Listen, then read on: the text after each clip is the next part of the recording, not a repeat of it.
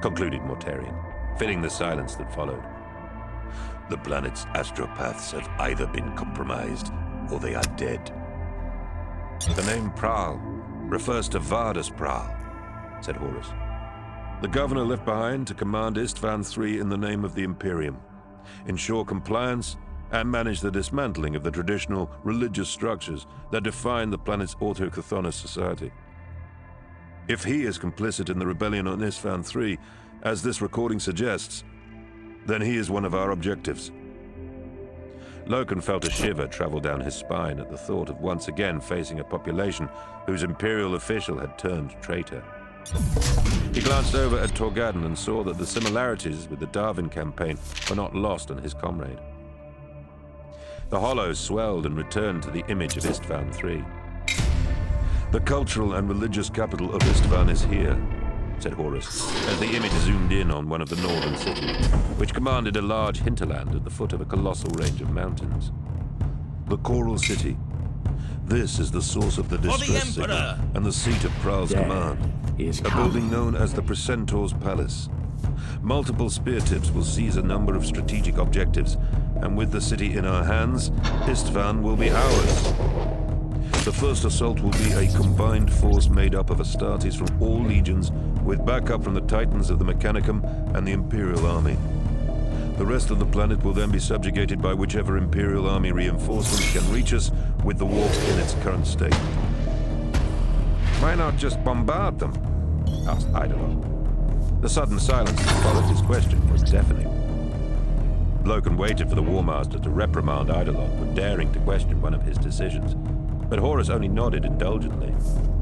Because these people are vermin, and when you stamp out vermin from afar, some invariably survive. If we are to cut out the problem, we must get our hands dirty and destroy them in one fell swoop. It may not be as elegant as the Emperor's children would wish, but elegance is not a priority for me. Only swift victory. Of course, said Eidolon, shaking his head. To think that these fools should be so blind to the realities of the galaxy. Have no fear, Lord Commander, said Abaddon, descending to stand beside the War Master. They will be illuminated as to the error of their ways. Loken risked a sidelong glance at his first captain, surprised at the respect he heard in his voice. All the previous dealings between the sons of Horus and Eidolon had led him to believe that Abaddon held the arrogant Lord Commander in contempt. What had changed? Mortarion, continued Horus, your objective will be to engage the main force of the Coral City's army. If they are anything like they were when the Raven Guard fought them, they will be professional soldiers and will not break easily, even when confronted with Astartes. The hollow zoomed in to show a map of the Coral City, a handsome conurbation with many and varied buildings that ranged from exquisite mansions and basilica to massive sprawls of housing and tangles of industrial complexes. Artfully formed boulevards and thoroughfares threaded a multi-leveled city of millions, most of whom appeared to be housed in sprawling residential districts, workshops, and factories. The western edge of the city was highlighted, focusing on the scar-like web of defensive trenches and bunkers along the city's outskirts. The opposite side of the Coral City butted up against the sheer cliffs of the mountain range, the natural defenses efficiently shielding the city from a conventional land attack.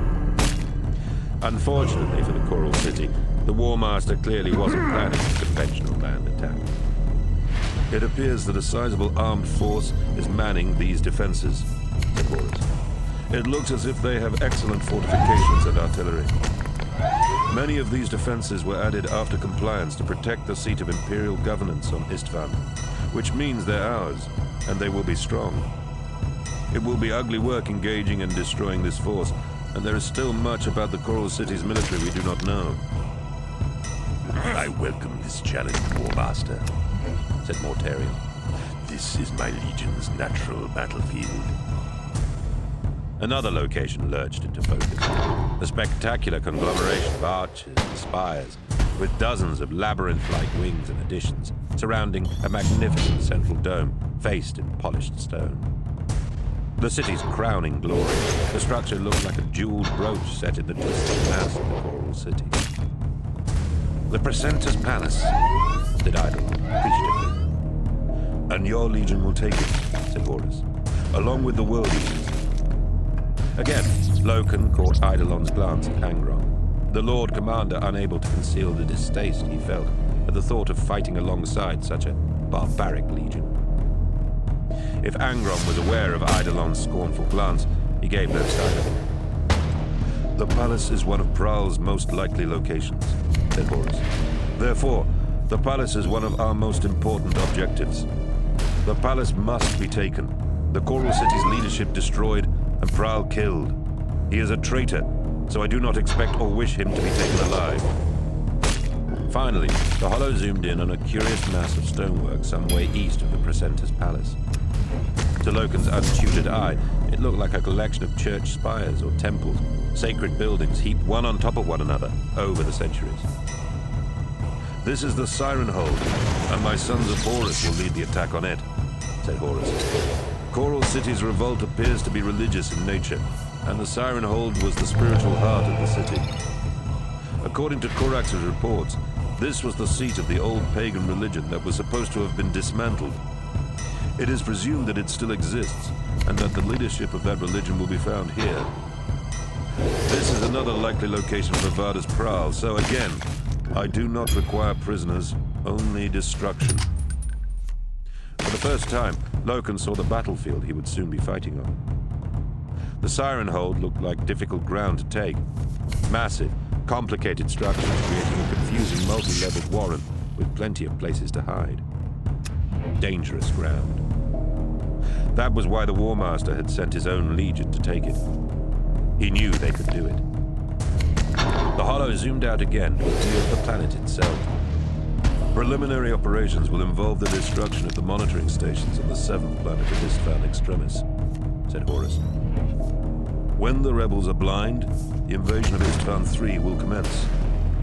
The units chosen to lead the first wave will deploy by drop pod and gunship, with a second wave ready in reserve. I trust you all understand what is required of your legions."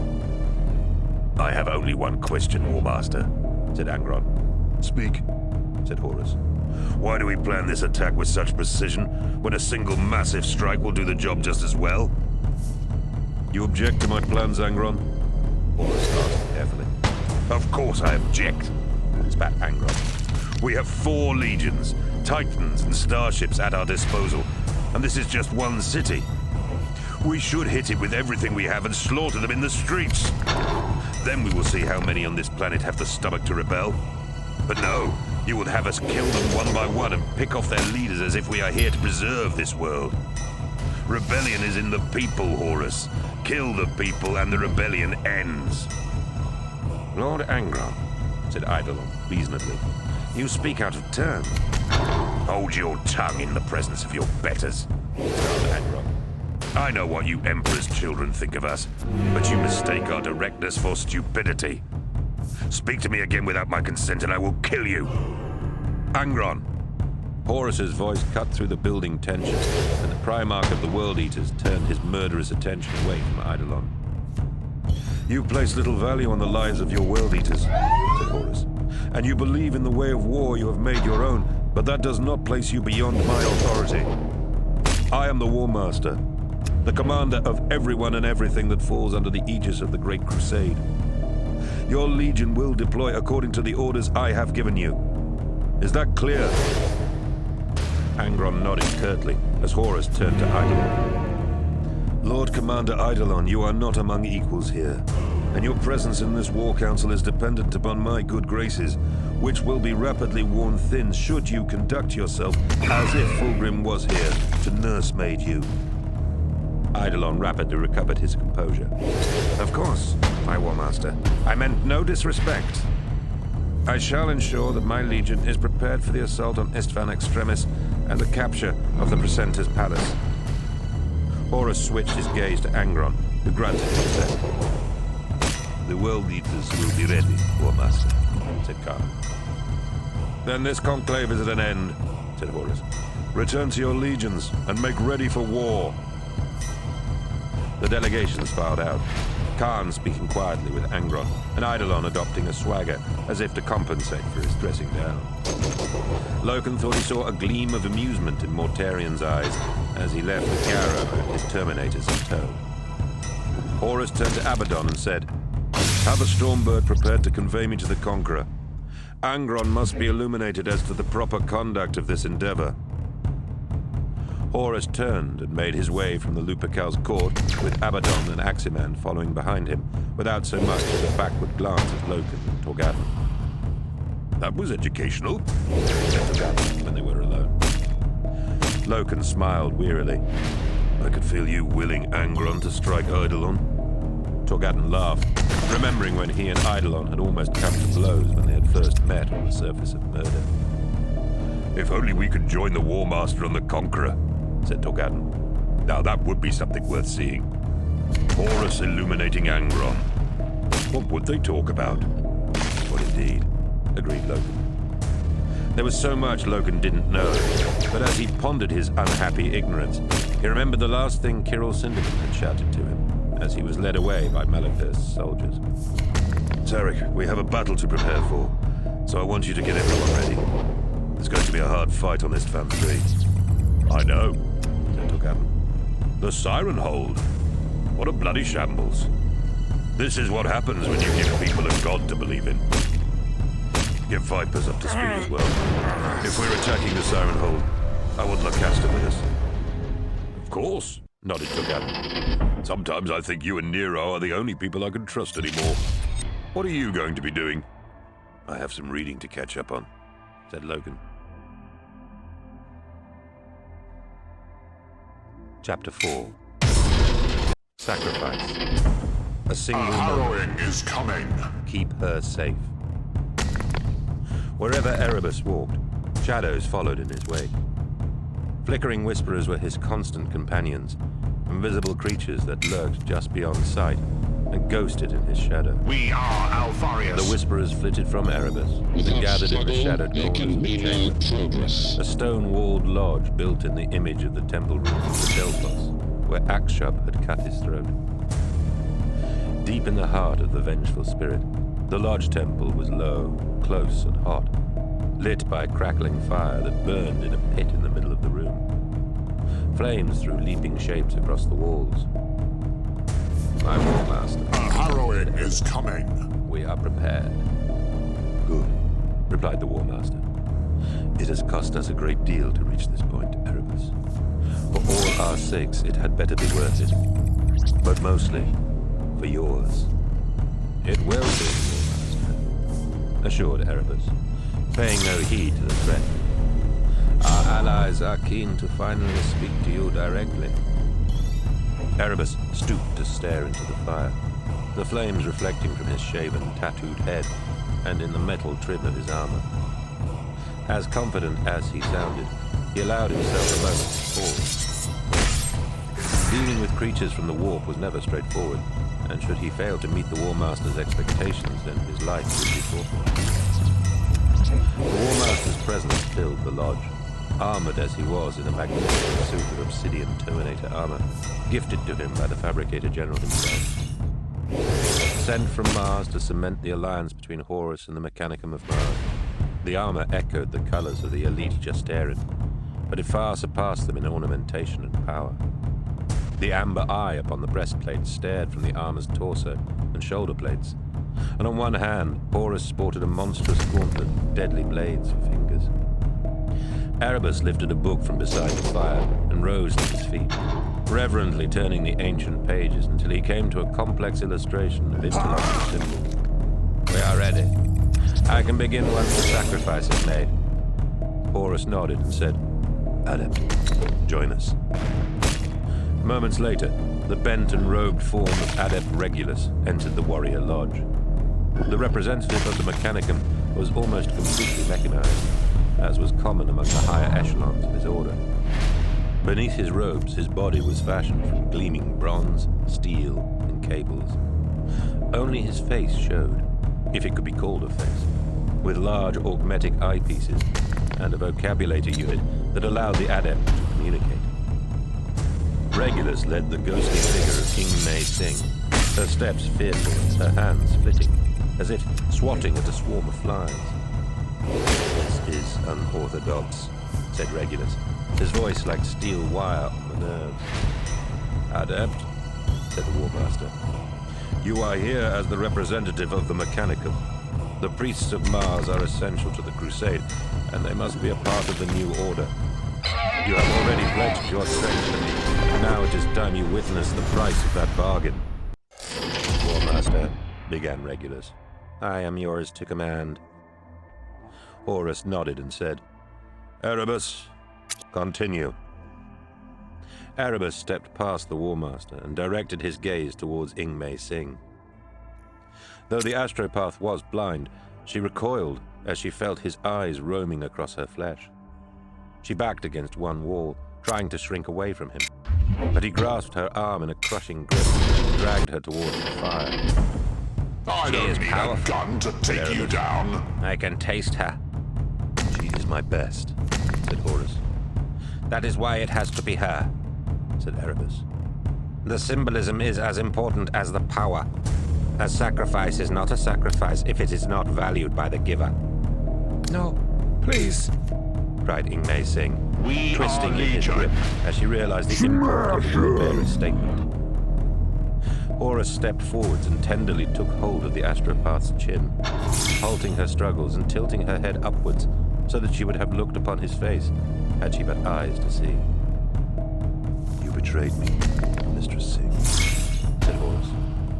Ingmei Singh whimpered, nonsensical protest spilling from her terrified lips. She tried to shake her head, but Horus held her firm and said, "There's no point in denying it. I already know everything. After you told me of Euphrates Kila, you sent a warning to someone, didn't you? Tell me who it was and I will let you live. Try to resist and your death will be more agonizing than you can possibly imagine." "No," whispered Ingmei Singh. "I am already dead. I know this. So kill me and have done with it." "You will not tell me what I wish to know." "There is no point," gasped Ingmei Singh. "You will kill me whether I tell you or not. They have the power to conceal your lies, but your serpent does not." Erebus watched as Horus nodded slowly to himself, as if reluctantly reaching a decision. "Then we have no more to say to one another," said Horus sadly, drawing back his arm. He rammed his clawed gauntlet through her chest, the blades tearing through her heart and lungs and ripping from her back in a spray of red. Erebus nodded towards the fire, and the War Master held the corpse above the pit, letting Ingmei Singh's blood drizzle into the flames. The emotions of her death flooded the lodge as the blood hissed in the fire, hot, raw, and powerful. Fear, pain, and the horror of betrayal. Erebus knelt and scratched designs on the floor, copying them exactly from the diagram of the book. A star with 8 points that was orbited by 3 circles, a stylized skull, and the cuneiform runes of Colchis. "You have done this before," said Horus. "Many times," said Erebus, nodding towards the fire. "I speak here with my Primarch's voice, and it is a voice our allies respect." "They are not our allies yet," said Horus, lowering his arm and letting the body of Ingmei Singh slide from the claws.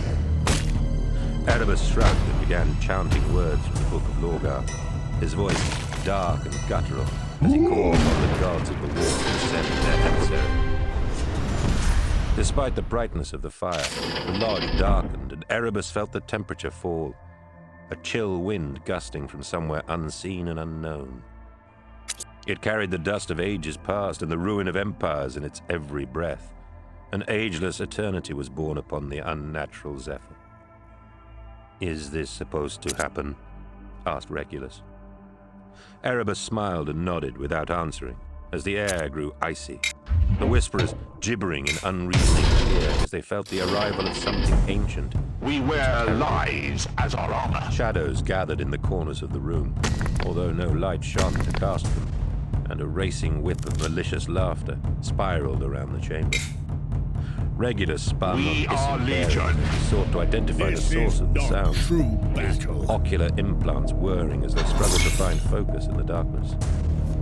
Frost gathered on the struts and pipes high above them. Horus stood unmoving as the shadows of the chamber hissed and spat. A chorus of voices that came from everywhere and nowhere. You are the one. Your kind calls War Master. Erebus nodded as Horus looked over at him. I am, said Horus. War Master of the Great Crusade. To whom do I speak? I am Sarkel, said the voice. Lord of the Shadows. The three of them made their way swiftly through the decks of the Vengeful Spirit, heading down towards the tiled environment of the Medicae deck. Cinderman kept the pace as brisk as he could, his breath sharp and painful as they hurried to save the Saint from whatever dark fate awaited her. What do you expect to find when we reach the Saint, Iterator? Asked Jonah Arukin, his nervous hands fingering the catch on his pistol holster. Cinderman thought of the small Medicae cell where he and Mercedes Ollerton had stood vigil over Euphrates, and wondered that same thought. I don't know exactly, he said. I just know we have to help. I just hope a frail old man and our pistols are up to the job. What do you mean? Asked Cinderman, as they descended a wide screw stair that led deeper into the ship. Well, I just wonder how you plan to fight the kind of danger that could threaten a Saint. I mean, whatever it is must be pretty damn dangerous, yes? Cinderman paused in his descent, as much to catch his breath as to answer Arukin. Whoever sent me that warning obviously thinks that I can help, he said. And that's enough for you? Asked Arukin. Jonah, leave him alone. Harrowing is coming, cautioned Titus Cassar. No, damn it, I won't, said Arukin. This is serious and we could get in real trouble. I mean, this Keeler woman, she's supposed to be all saintly, yes? Then why doesn't the power of the Emperor save her? Why does he need us? The Emperor works through his faithful servants, Jonah, explained Titus. It's not enough to simply believe and await divine intervention to sweep down from the heavens and set the world to rights. The Emperor has shown us the path, and it is up to us to seize this chance to do his will. Cinderman watched the exchange between the two crewmen, his anxiety growing with every second that passed. I don't know if I can do this, Titus, said Arukin. Not without some proof that we're doing the right thing. We are, Jonah, pressed Titus. You must trust that the Emperor has a plan for you. The Emperor may or may not have a plan for me, but I sure as hell do, snapped Arukin. I want command of a Titan, and that's not going to happen if we get caught doing something stupid. Please, cut in Cinderman, his chest hurting with worry for the Saint. We have to go. Something terrible is coming to harm her, and we have to stop it. I can give you no more compelling an argument than that. I'm sorry, but you'll just have to trust me. Why should I? Asked Arukin. You've given me no reason to. I don't even know why I'm here. Listen to me, Mr. Arukin, said Cinderman earnestly. When you live as long and complex a life as I have, you learn that it always comes down to a single moment. A moment in which a man finds out once and for all who he really is. This is that moment, Mr. Arukin. Will this be a moment you are proud to look back on, or will it be one you will regret for the rest of your life? The two Titan crewmen shared a glance, and eventually Arukin sighed and said, I need my head looked at for this, but all right, let's go save the day. A palpable sense of relief flooded through Cinderman. The pain in his chest eased. I am proud of you, Mr. Arukin, he said, and I thank you. Your aid is most welcome. Thank me when we save this saint of yours, said Arukin, setting off down the stairs. They followed the stairs down, passing several decks, until the symbol of intertwined serpents around a winged staff indicated they had arrived at the Medicae deck. It had been some weeks since the last casualties had been brought aboard the Vengeful Spirit, and the sterile, gleaming wilderness of tiled walls and brushed steel cabinets felt empty, a warren of soulless glass rooms and laboratories. This way, said Cinderman, setting off into the confusing maze of corridors, the way familiar to him after all the times he had visited the comatose imagist. Kassar and Arukin followed him, keeping a watchful eye out for anyone who might challenge their presence. At last, they reached a nondescript white door, and Cinderman said, "This is it." It's Arukin too late to undo your "Better let mistakes. us go first, old man." Cinderman nodded and backed away from the door, pressing his hands over his ears as the two Titan crewmen unholstered their pistols. Arukin crouched low beside the door and nodded to Kassar, who pressed the release panel. The door slid aside, and Arukin spun through it with his pistol extended. Kassar was a second behind him, his pistol tracking left and right for targets, and Cinderman awaited the deafening flurry of pistol shots. When none came, he dared to open his eyes and uncover his ears. He didn't know whether to be glad or deathly afraid that they were too late.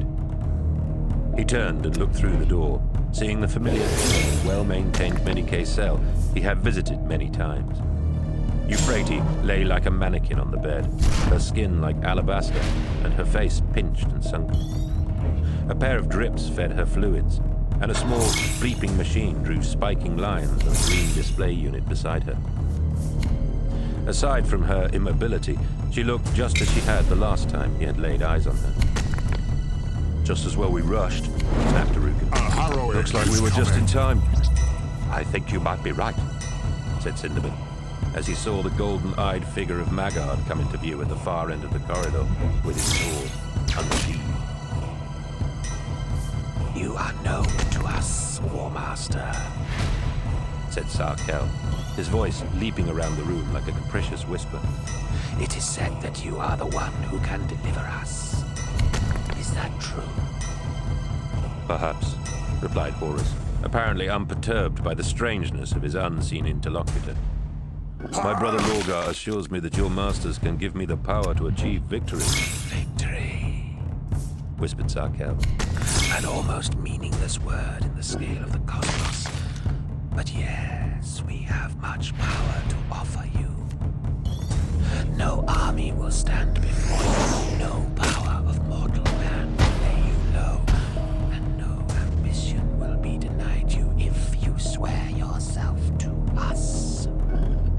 "Just words," said Horus. "Show me something tangible." "Power," hissed Sarkel, the sound rippling around Horus like a slithering snake.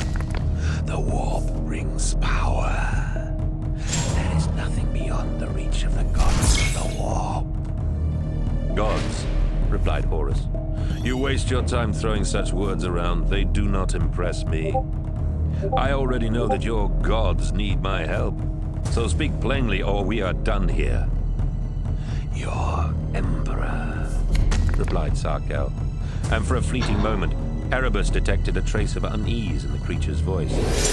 Such entities were unused to the defiance of a mortal, even one as mighty as a Primarch. "He meddles in matters he does not understand. On the world you call Terra, his grand designs cause a storm in the warp that tears it asunder from within. We care nothing for your realm. You know this. It is anathema to us. We offer power that can help you take his place, War Master.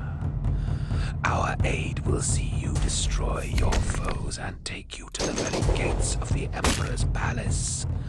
We can deliver the galaxy to you. All we care for is that his works cease and that you take his place." The unseen voice spoke in sibilant tones, slick and persuasive, but Erebus could see that Horus was unmoved. "And what of this power? Do you understand the magnitude of this task? The galaxy will be divided. Brother will fight brother. The Emperor will have his legions and the Imperial Army, the Custodian Guard, the Sisters of Silence. Can you be the equal of such a foe? The gods of the warp are masters of the primal forces of all reality. As your Emperor creates, the warp decays and destroys. As he brings us to battle, we shall melt away. And as he gathers his strength, we shall strike from the shadows. The victory of the gods is as inevitable as the passing of time and the mortality of flesh. Do the gods not rule an entire universe hidden from your eyes, War Master? Have they not made the warp dark You think I am? their command? Your gods did this. Why? You have blinded my legions. Necessity, War Master. Do you like Darkness surprises? blinds the Emperor too. It is my duty Blinds to him protect our Terra. plans and yours. The Emperor thinks himself the master of the warp, and he would seek to know his enemies by it. But see how swiftly we can confound him. You will have passage through the warp as you need it, War Master. For as we bring Harrowing darkness, is coming. so we can bring light. The Emperor remains ignorant of all that has transpired. Completely. Sighed Sarkel. And so, War Master, you see the power we can give you. All that remains is for your word, and the pact will be made. Horus said nothing, as if weighing up the choices before him. And Erebus could sense the growing impatience of the warp creature. At last, the War Master spoke again. Soon I shall unleash my legions against the worlds of the Istvan system.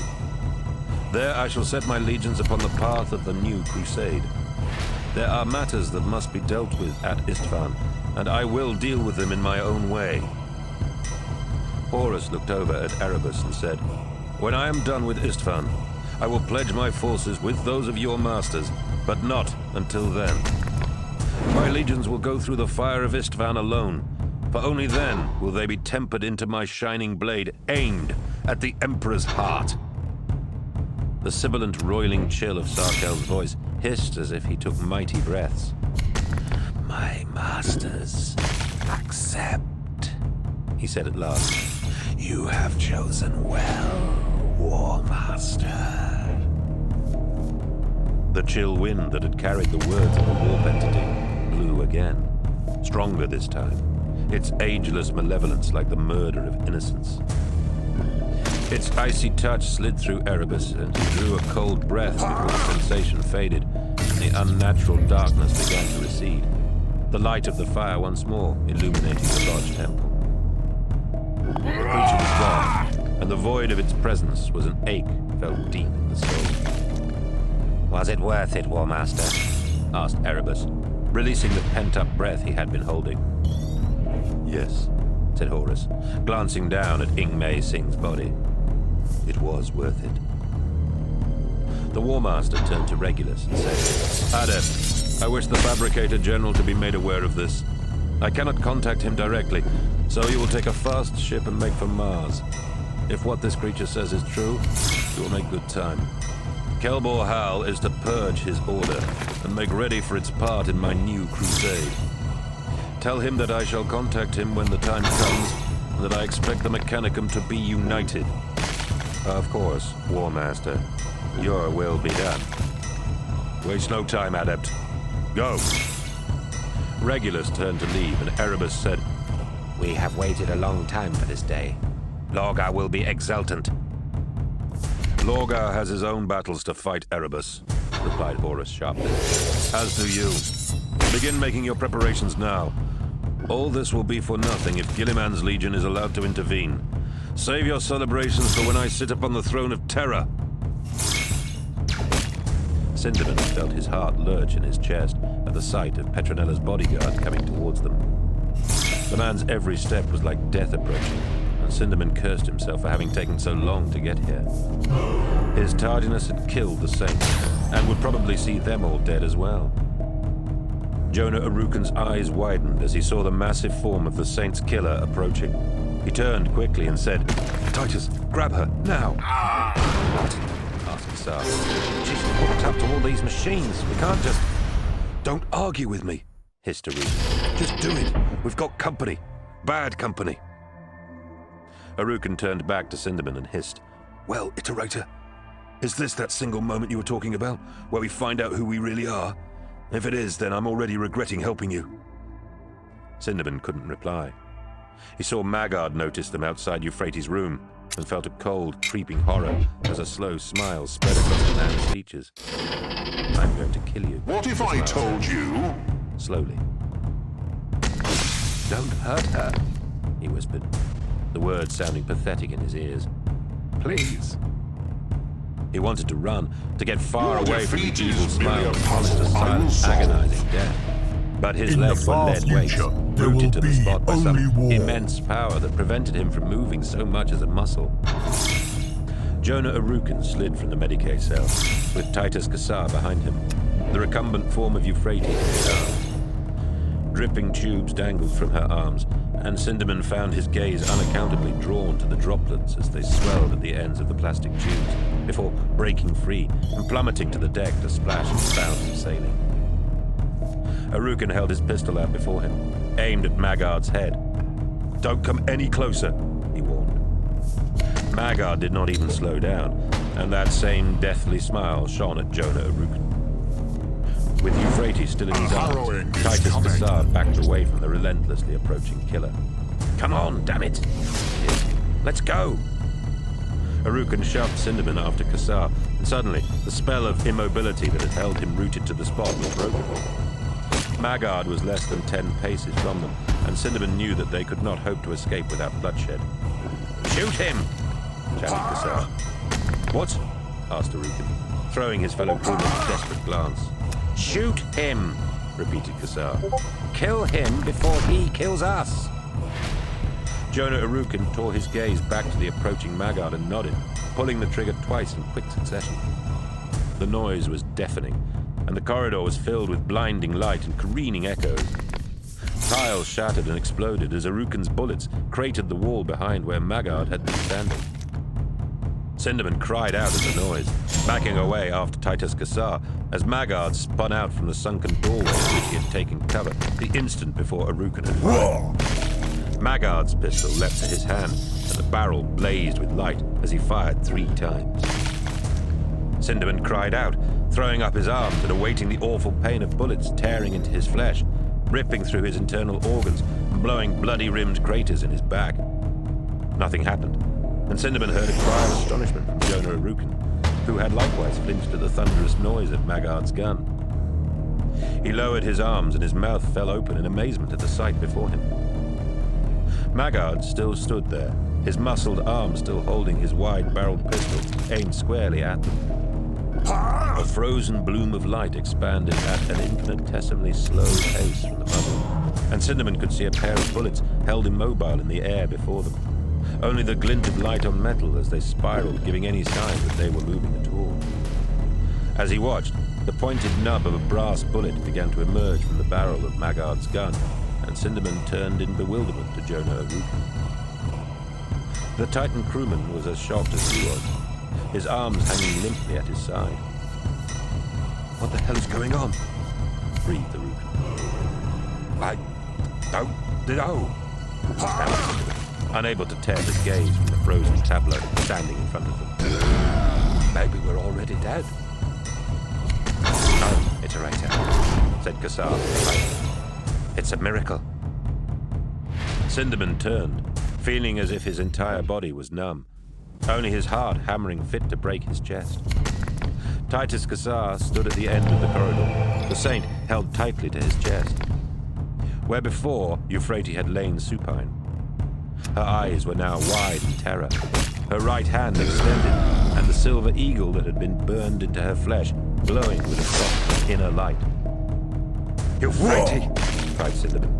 But no sooner had he given voice to her name than her eyes rolled back in their sockets and her hand dropped to her side. He risked a glance back at Maggard, but the assassin was still frozen by whatever power had saved their lives. Cinderman took a deep breath and made his way on unsteady legs to the end of the corridor. Euphrates lay with her head against Kassar's chest, as unmoving as she had been for the last year. We are legion. See her so reduced. He reached up and ran a hand through Euphrates' hair, her skin hot to the touch. "She saved us," said Kassar, his voice awed and humbled by what he had seen. "I think you might be right, my boy," said Cinderman. I think you might be right. Jonah Arukan joined him, alternating between casting fearful looks at Maggard and Euphrates. He kept his pistol trained on Maggard and said, "What do we do about him?" Sinderman looked back at the monstrous assassin and said, "Leave him. I will not have his death on the saint's hands." What kind of beginning would it be for the Lectitio Divinitatis if the saint's first act is to kill? If we are to found a new church in the name of the Emperor, it will be one of forgiveness, not bloodshed. "Are you sure?" asked Arukan. "He will come after her again." "Then we will keep her safe from him," said Kassar. "The Lectitio Divinitatis has friends aboard the Vengeful Spirit, and we can hide her until she recovers. Iterator, do you agree?" "Yes, that's what to do," nodded Sinderman. "Hide her. Exodus in position. Keep her safe." Chapter 5. Dark Millennium. War Singer. Loken had not set foot on the Strategium in some time, the construction of the Lupercal's court rendering it largely without function. In any case, an unspoken order had filtered down from the lodge members that Torgaden and Loken were no longer to stand alongside the War Master and act as the Legion's conscience. The isolated Strategium platform was suspended above the industrious hubbub of the vessel's bridge. Loken leaned over the rail to watch the senior crew of the Vengeful Spirit going about the business of destroying Istvan Extremis. Warriors of the Death Guard and Emperor's children were already in the theater of war, and the enemies of the War Master would even now be dying. The thought of not being there to share the danger galled Loken, especially beyond that barren rock with his back, especially since Torgaden had told him that Saul Tarvitz was down there. The last time the sons of Horus and the Emperor's children had met was during the war against the Technocracy, and bonds of brotherhood had been re-established between the legions, formally by the Primarchs and informally by their warriors. He missed the times he had stood in the presence of his fellow warriors when the talk had been of campaigns past and yet to come. The shared camaraderie of brotherhood was a comfort that was only realized once it was stripped away. He smiled wryly to himself, whispering, "I even miss your tales of better days, Captain." Loken turned away from the bridge below and unfolded the piece of paper he had discovered inside the dust jacket of the Chronicles of Ursh. Once again, he read the words hurriedly written in Kirill Sinderman's distinctive spidery scrawl on the ragged page of a notebook. "Even the War Master may not deserve your trust. Look for the temple. It will be somewhere that was once the essence of the crusade." Remembering Sinderman's words as he had been forced from the training halls by Malachhurst, Loken had sought out the book from the burnt-out stacks of Archive Chamber 3. We are Legion. Much of the archive was still in ruins from the fire that had gutted the chamber and put Euphrates Keeler in a coma. Servitors and menials had attempted to save as many books as they could, and even though Loken was no reader, he was saddened by the loss of such a valuable repository of knowledge. He had located the Chronicles of Ursh with the barest minimum of effort, as if the book had been specifically placed for him to find. Opening the cover, he realized that it had indeed been left there for him, as Sinderman's note slipped from its page. Loken wasn't sure exactly what he was looking for, and the idea of a temple aboard the Vengeful Spirit seemed laughable, but Sinderman had been deadly serious when he had implored Loken to seek out the book and his note. It will be somewhere that was once the essence of the crusade. He looked up from the note and cast his eyes around the Hydra Dominatus! The raised platform where the War Master had delivered his briefings, the niches around the edge where sons of Horus stood as an honor guard, and the vaulted dome of dark steel. Banners hung along the curved wall, indistinct in the gloom, company banners of the sons of Horus. He hammered his fist against his breastplate as he faced the banner of the 10th. If anywhere was once the essence of the crusade, it was the Strategium. The Strategium was empty, and it was an emptiness that spoke more of its neglect and its obsolescence than simply the absence of people. It had been abandoned, and the ideals once hammered out here had been abandoned too, replaced with something else, something dark. Loken stood in the center of the Strategium and felt an ache in his chest that was nothing to do with any physical sensation. It took him a moment to realize that there was something out of place here. Something present that shouldn't be. A smell that he didn't recognize. Faint, but definitely hanging in the air. At last, he recognized the smell as incense, cloying, carrying the familiar scent of hot, dry winds that brought sour fragrance of bitter blossoms. His enhanced senses could pick out the subtle aromas mixed into the incense, its scent stronger as he made his way through the strategium, hoping to pinpoint its source. Where had he smelt this before? He followed the bitter smell to the standard of the 7th, Targos's company. Had the lodge master flown the banner in some ritual ceremony of the warrior lodge? No. The scent was too strong for it to be simply cleaned to fabric. This was the aroma of burning incense. Loken pulled the banner of the 7th away from the wall, and he was not surprised to find that instead of the bright steel of the strategium wall, there was the darkness of an opening cut into one of the many access passages that threaded the vengeful spirit. Had this been here when the We are Legion. He didn't think so. Look for the temple, Cinderman had said. So Loken ducked beneath the banner and through the doorway, letting the banner fall into place behind him. The smell of incense was definitely here, and it had been burned recently, or was still burning. Loken suddenly realized where he had smelled this aroma before, and he gripped the hilt of his combat knife as he remembered the air of Davin, the sense that filled the yurts and seemed to linger in the air, even through rebreathers. The passageway beyond was dark, but Loken's augmented eyesight cut through the gloom to reveal a short passageway, recently constructed, that led to an arched doorway with curved sigils etched into the ironwork surrounding it. Although it was simply a door, Loken felt an unutterable dread of what lay beyond it, and for a moment, he almost considered turning back. He shook off such a cowardly notion and made his way forwards, feeling his unease grow with every step he took. The door was closed. A stylized skull mounted at eye level, and Loken felt uncomfortable even acknowledging that it was there, let alone looking at it. Something of its brutal form whispered to the killer in him, telling him of the joys of spilling blood and the relish to be taken in slaughter. Loken pulled his eyes from the leering skull and drew his knife, fighting the urge to plunge it into the flesh of anyone waiting behind the door. He pushed it open and stepped inside. The space within was large, a maintenance chamber that had been cleared and refitted so as to resemble some underground stone chamber. Twin rows of stone benches faced the far wall, where meaningless symbols and words had been painted.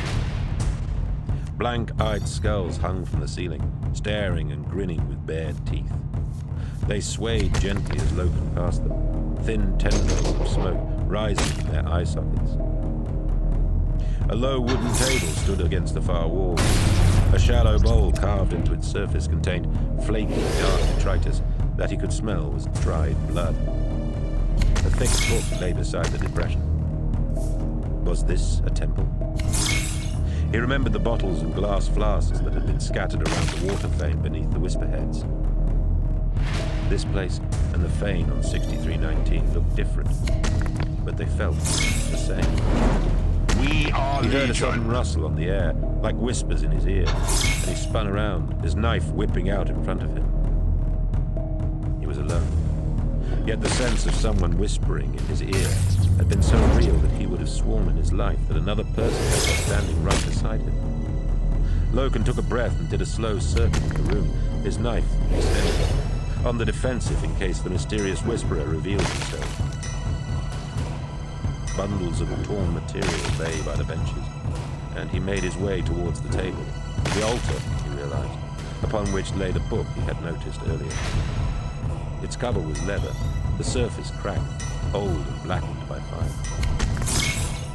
Loken bent down to examine the book, flipping open the cover with the tip of his knife. The words written there were composed of an angular script, the letters written vertically on the page. Erebus, he said, as he recognized the script as identical to that tattooed upon the skull of the word-bearer. Could this be the Book of Lorgar that Kirill Cinderman had been raving about, following the fire in the archive chamber? The Iterator had claimed that the book had unleashed some horror of the warp, and that had been what caused the fire. but Logan saw only words. How could words be dangerous? Even as he formed the thought, he blinked, the words blurring on the page in front of him. The symbols twisted from the unknown language of the word-bearers to the harsh numerical language of the before spiraling into the elegant script of Imperial Gothic and 1,000 other languages he had never seen before. He blinked to ward off a sudden, impossible sense of dizziness. What are you doing here, Loken? A familiar voice asked in his ear. Loken spun to face the voice, but once again he was alone. The temple was empty. How dare you break the trust of the War Master? The voice asked, this time with a sense of weight behind it. And this time he recognized the voice.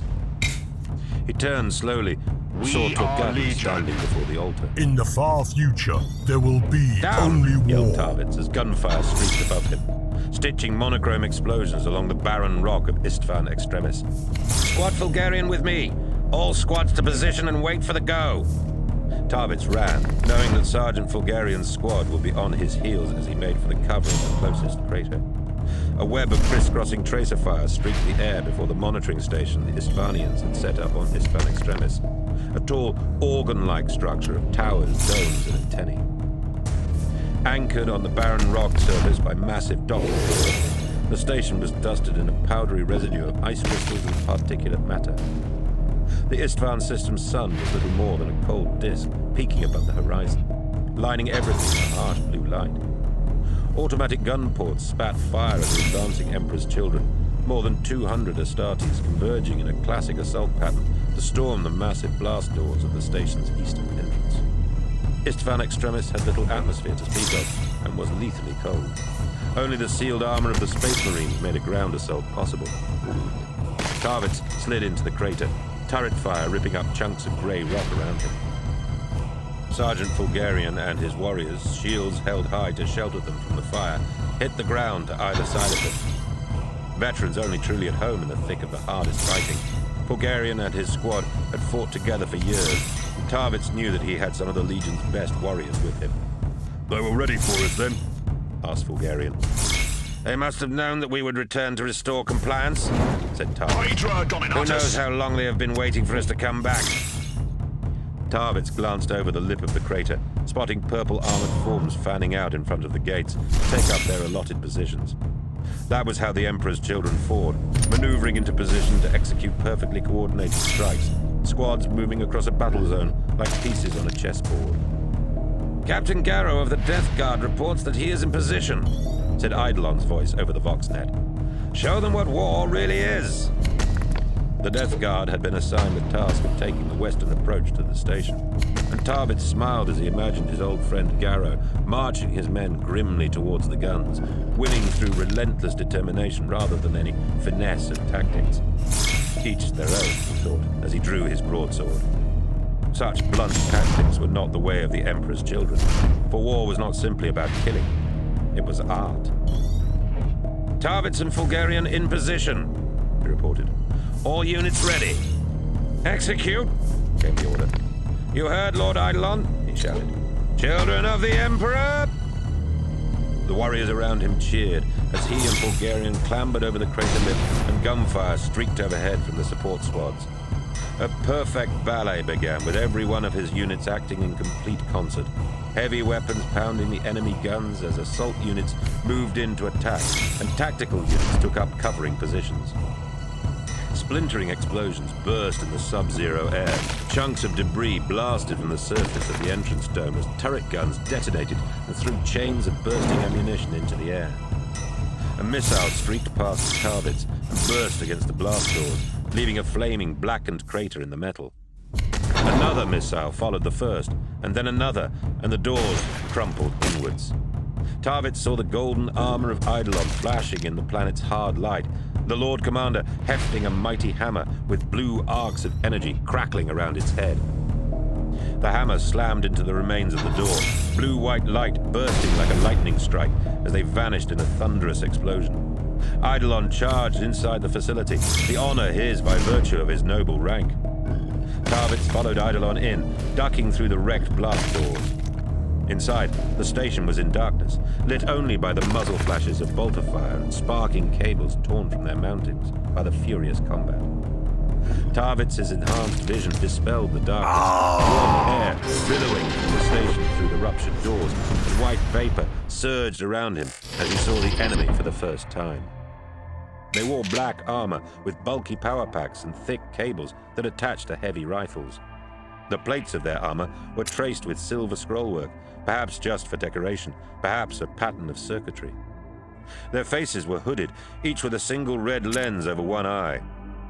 100 of them packed the dome, sheltering behind slabs of broken machinery and furniture. The armored soldiers formed a solid defensive line, and no sooner had Eidolon and the Emperor's children emerged from the entrance tunnel than they opened fire. We are Legion. Rapid-firing bolts of ruby laser fire spat out from the Istvanian troops, filling the dome with horizontal red rain.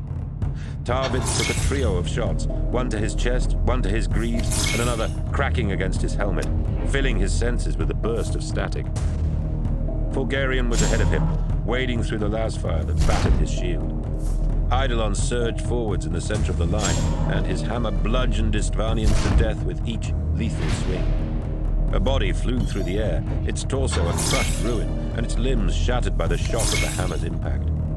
The weight of enemy fire faltered, and the Emperor's children charged forwards, overlapping fields of bolter fire, shredding the Istvanians' cover as close combat specialists crashed through the gaps to kill with gory sweeps of chainswords.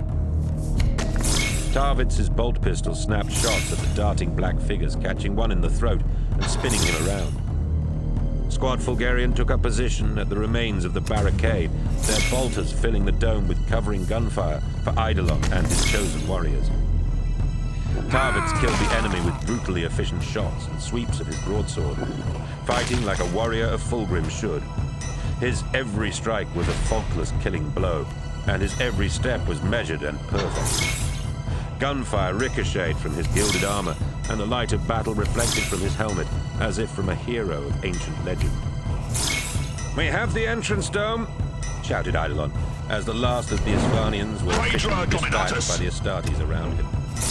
"Death Guard units report heavy resistance inside. Blow the inner doors and we'll finish this for them."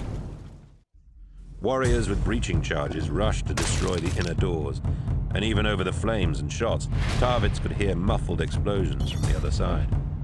He lowered his sword and took a moment to survey his surroundings, now that there was a lull in the fighting. A dead body lay at his feet. The plates of the man's black armor ruptured, and a ragged hair ripped in the hood covering his face. Frozen blood lay scattered around him like precious stones, and Tarvitz knelt to pull aside the torn cowl. The man's skin was covered in an elaborate swirling black tattoo, echoing the silver designs of his armor. A frozen eye looked up at him, hollow and dark, and Tarvitz wondered what manner of being had the power to force this man to renounce his oaths of loyalty to the Imperium. Tarvitz was spared thinking of an answer by the dull thump of the interior. We are Legion. He put the dead man from his mind and set off after Eidolon, as he held his hammer high and charged into the central dome. He ran alongside his fellow warriors, knowing that whatever the Istvanians could throw at him, he was an Astartes, and no weapon they had could match the will of the Emperor's children. Tarvitz and his men moved through the dust and smoke of the door's explosion, the auto-senses of his armor momentarily useless. Then they were through, and into the heart of the Istvan Extremis facility.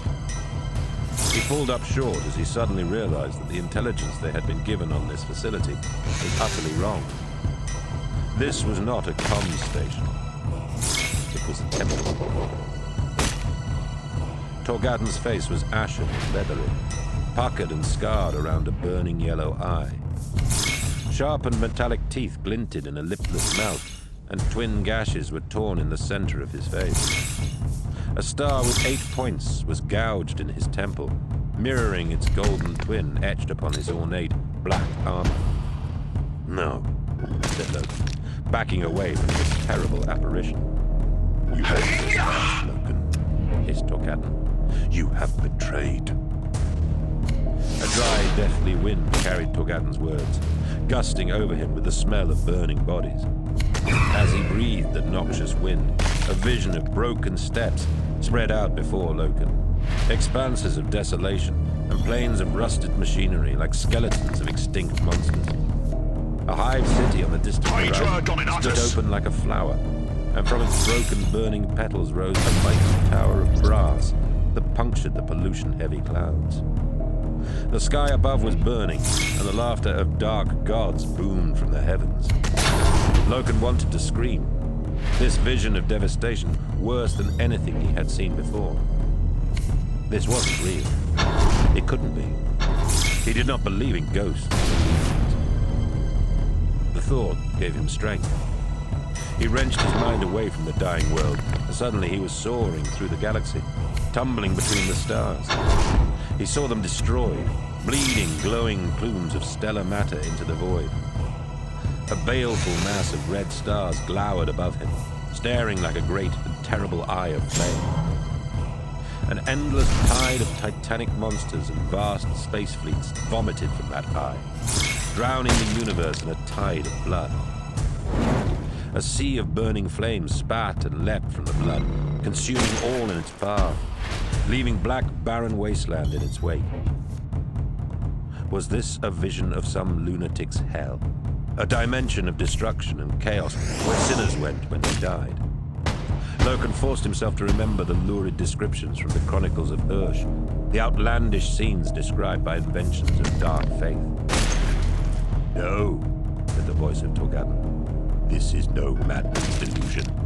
It is the future. You're not Torgadon, shouted Loken, shaking the whispering voice from his head. You are seeing the galaxy die. Loken saw the sons of Horus in the tide of fiery madness that poured from the red eye, armored in black and surrounded by leaping, deformed creatures. Abaddon was there, and Horus himself, an immense obsidian giant who crushed worlds in his gauntlets. This could not be the future. This was a diseased, distorted vision of the future. A galaxy in which mankind was led by the Emperor could never become such a terrible maelstrom of chaos and death. You are wrong. The galaxy in flames receded, and Loken scrambled for some solidity, something to reassure him that this terrifying vision could never come to pass. He was tumbling again, his vision blurring until he opened his eyes and found himself in Archive Chamber 3, a place he had felt safe, surrounded by books that rendered the universe down to pure logic and kept the madness locked up in crude pagan epics where it belonged. But something was wrong. The books were burning around him, this purest of knowledge being systematically destroyed to keep the masses ignorant of their truths. The shelves held nothing but flames and ash. The heat battering against Loken as he tried to save the dying books. His hands blistered and blackened as he fought to save the wisdom of ancient times, the flesh peeling back from his bones. The music of the spheres. The mechanisms of reality. Invisible and all around. Loken could see it where the flames burned through. The endless churning mass of the warp at the heart of everything, and the eyes of dark forces seething with malevolence. Grotesque creatures cavorted obscenely among heaps of corpses, horned heads and graying, goat-like faces twisted by the mindless artifice of the warp. Bloated monsters, their bodies heaving with maggots and filth, devoured dead stars as a brass-clad giant bellowed an endless war cry from its throne of skulls, and soulless magicians sacrificed billions in a silver city built of lies. Loken fought to tear his sight from this madness. Remembering the words he had thrown in Horus Axeman's face at the Delphos gate, he screamed them aloud once more. I will not bow to any fane or acknowledge any spirit. I own only the empirical clarity of imperial truth. In an instant, the walls of the dark temple slammed back into place around him, the air thick with incense, and he gasped for breath. Loken's heart pumped wildly, and his head spun, sick with the effort of casting out what he had seen. This was not fear. This was anger. Those who came to this fane were selling out the entire human race to dark forces that lurked unseen in the depths of the warp. Were these the same forces that had infected Zeba Jubal? Not one The same step forces that had back. nearly killed Sindaman in the ship's archive? Loken felt sick as he realized that everything he knew about the warp was wrong. He had been told that there were no such things as gods. He had been told that there was nothing in the warp but insensate, elemental power. He had been told that the galaxy was too sterile for melodrama. Everything he had been told was a lie. Feeding on the strength his anger gave him, Loken lurched towards the altar and slammed the ancient book closed, snapping the brass hasp over the lock. Even shut, he could feel the terrible purpose locked within its pages. The idea that a book could have some sort of power would have sounded ludicrous to Loken only a few months ago, but he could not doubt the evidence of his own senses, despite the incredible, terrifying, unimaginable things he had seen and heard. He gathered up the book and, clutching it under one arm, turned and made his way from the fane. He closed the door and eased past the banner of the Seventh, emerging once more into the secluded darkness of the Strategium. Sindaman had been right. Loken was hearing the music of the spheres, and it was a terrible sound that spoke of corruption, blood, and the death of the universe. Loken knew with utter certainty that it was up to him to silence it. The interior of the Istvan Extremis facility was dominated by a wide, stepped pyramid, its huge stone blocks fashioned from a material that clearly had no place on such a world. Each block came from some other building, many of them still bearing architectural carvings, sections of friezes, gargoyles, or even statues jutting crazily from the structure. Istvanian soldiers swarmed around the base of the pyramid, fighting in desperate close-quarters battle with the steel-armored figures of the Death Guard. The battle had no shape, the art of war having given way to the grinding brutality of simple killing. Tarvitz's gaze was drawn from the slaughter to the very top of the pyramid, where a bright light spun and twisted around a half-glimpsed figure surrounded by keening harmonics. "Attack!" bellowed Eidolon, charging forwards as the tip of the spear, assault units the killing edges around him. Tarvitz forgot about the strange figure and followed the Lord Commander, driving Eidolon forwards by covering him and holding off enemies who tried to surround him. More Emperor's children stormed into the dome and the battle at the base of the pyramid. Tarvitz saw Lucius beside Eidolon, the swordsman's blade shining like a harnessed star. It was typical that Lucius would be at the front, demonstrating that he would rise swiftly through the ranks and take his place alongside Eidolon as the Legion's best. Tarvitz slashed his weapon left and right, needing no skill to kill these foes, simply a strong sword arm and the will to win. He clambered onto the first level of the pyramid, fighting his way up its side through rank after rank of black armored foes. He stole a glance towards the top of the pyramid, seeing the burnished Death Guard warriors climbing ahead of him to reach the figure at the summit. Leading the Death Guard was the familiar, brutal form of Nathaniel Garrow, his old friend forging upwards with powerful strides and his familiar grim determination. Even amid the furious battle, Tarvitz was glad to be fighting alongside his sworn honor brother once again. Garrow forced his way towards the top of the pyramid, aiming his charge towards the glowing figure that commanded the battlefield. Long hair whipped around it, and as sheets of lightning arced upwards, Tarvitz saw that it was a woman, her sweeping silk robes lashing like the tendrils of some undersea creature. Even above the chaos of battle, he could hear her voice, and it was singing. The force of the music lifted her from the pyramid, suspending her above the pinnacle on a song of pure force. Hundreds of harmonies wound impossibly over one another, screeching notes smashing together as they ripped from her unnatural throat. Stones flew from the pyramid's summit, spiraling towards the dome's ceiling as her song broke apart the warp and weft of reality. As Tarvitz watched, a single discordant note rose to the surface in a tremendous crescendo, and an explosion blew out a huge chunk of the pyramid, massive blocks of stone tumbling in the currents of light. The pyramid shuddered, and stones crashed down amongst the Emperor's children, crushing some and knocking many more from its side. Tarvitz fought to keep his balance as portions of the pyramid collapsed in a rumbling landslide of splintered stone and rubble. The armored body of a death guard slithered down the slope towards a sheer drop into the falling masonry, and Tarvitz saw that it was the bloodied form of Garrow. He scrambled across the disintegrating pyramid and leapt towards the drop, catching hold of the warrior's armor and dragging him towards firmer ground. Tarvitz pulled Garrow away from the fighting, seeing that his friend was badly wounded.